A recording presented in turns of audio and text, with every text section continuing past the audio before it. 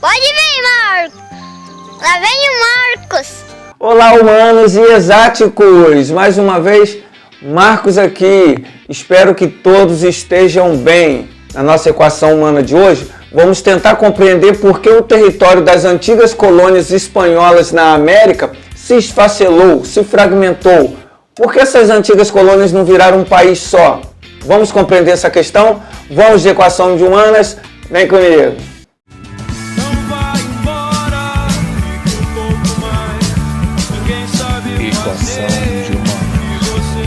Nas primeiras décadas do século XIX, as colônias espanholas existentes na América travaram guerras contra a metrópole e tornaram-se independentes. A inspiração dos ideais iluministas e o exemplo da independência dos Estados Unidos da América ajudam a compreender o processo de independência da América espanhola.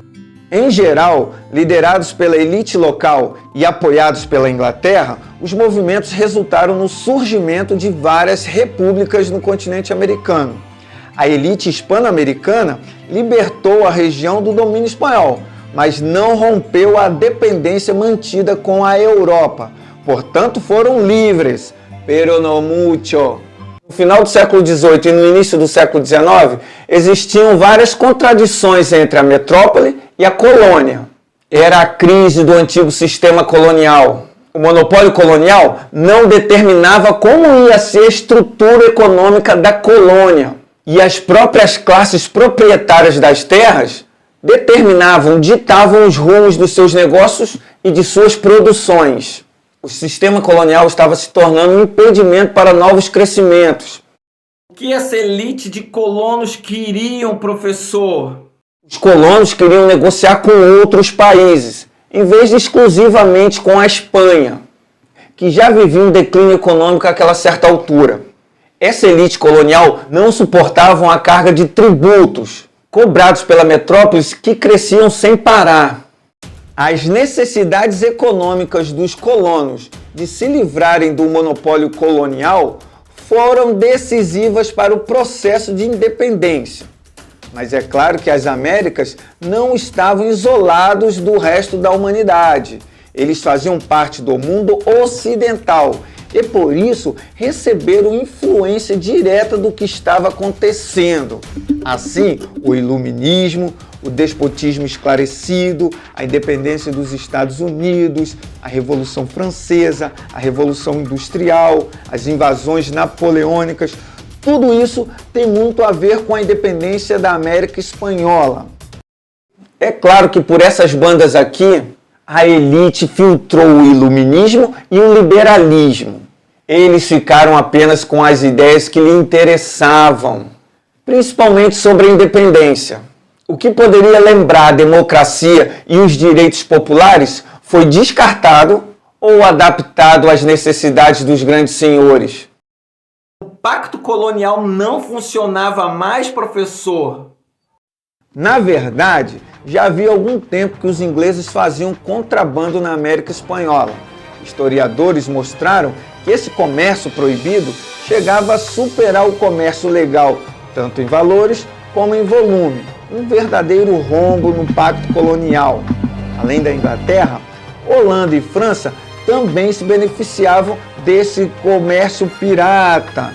É por isso que se dizia na época: a Espanha é a dona da vaca, mas quem bebe o leite é o resto da Europa. O resultado disso foi que os laços entre a burguesia inglesa e as colônias ibéricas tornaram-se cada vez mais fortes, faltando apenas um empurrãozinho do destino. Em 1807, as guerras napoleônicas iriam mexer demais com a América Espanhola.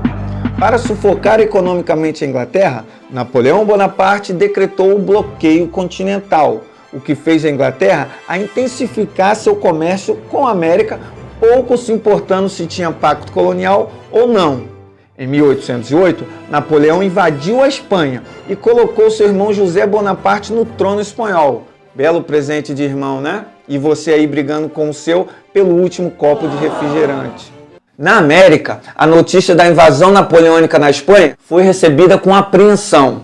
A elite política chapetone, que já era identificada como autoritária, passaram a ser identificados como porta-voz de um monarca ilegítimo.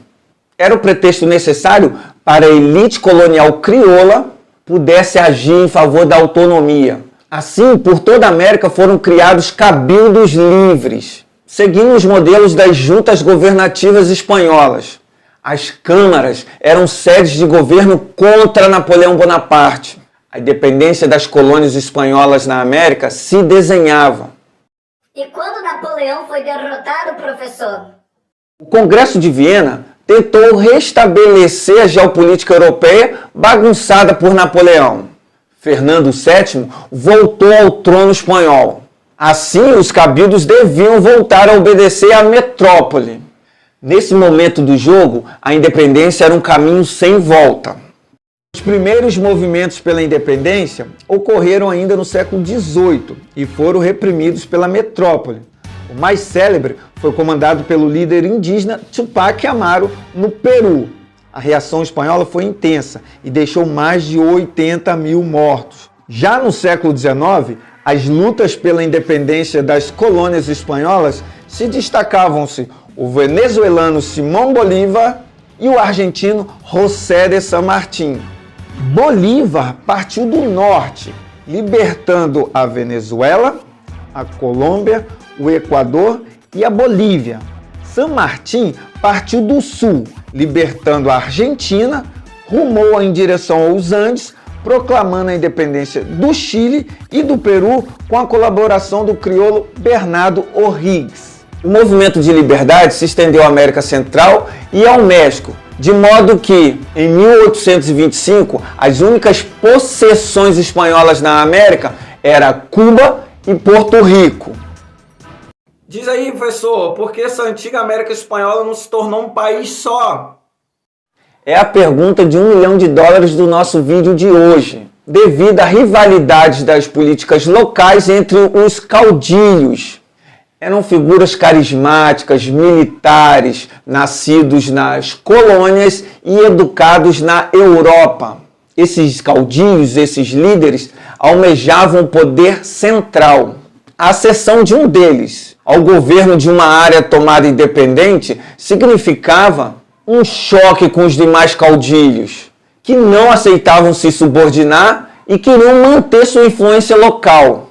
Um exemplo dessas visões distintas entre os caudilhos foi o encontro entre Simón Bolívar e José de San Martín em Guayaquil em 1822. Eles se reuniram no Equador para decidir os rumos da independência, porém não se acertaram e saíram desse encontro um com a má impressão sobre o outro. Os dois caudilhos tinham visões distintas do futuro da América Espanhola. San Martín estava mais ligado a monarquias constitucionais, queriam um herdeiro de uma monarquia europeia para comandar esse novo país americano. Já Simón Bolívar acreditava numa grande república, numa grande federação nas Américas. Assim podemos concluir que essas antigas colônias espanholas na América teriam um futuro dividido, politicamente dizendo.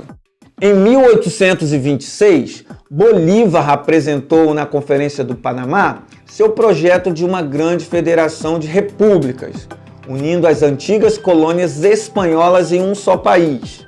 Para Bolívar, a unidade da América Espanhola era fundamental para mantê-la forte diante as ameaças que pairavam sobre seus territórios independentes. Afinal, eles temiam o retorno da Espanha em seus territórios. Além disso, em 1824, os Estados Unidos aprovaram a Doutrina Monroe, um braço imperialista americano de intervenção nos países do continente. O próprio Império Brasileiro era visto como uma ameaça às antigas colônias hispânicas. Mas a ideia dessa grande federação republicana nas Américas fracassou, pois batia de frente com as ambições das oligarquias locais, sedentas por poder. Formaram, assim, quase 2 de estados independentes no antigo território da América Espanhola. Professor, não complica, professor. Eu não sei nem a história do Brasil, vou saber da América Espanhola? Vou saber logo da Argentina? Pelé é maior que Maradona, só isso que eu sei. Bom, pessoal, chegamos ao final de mais uma equação de humanas.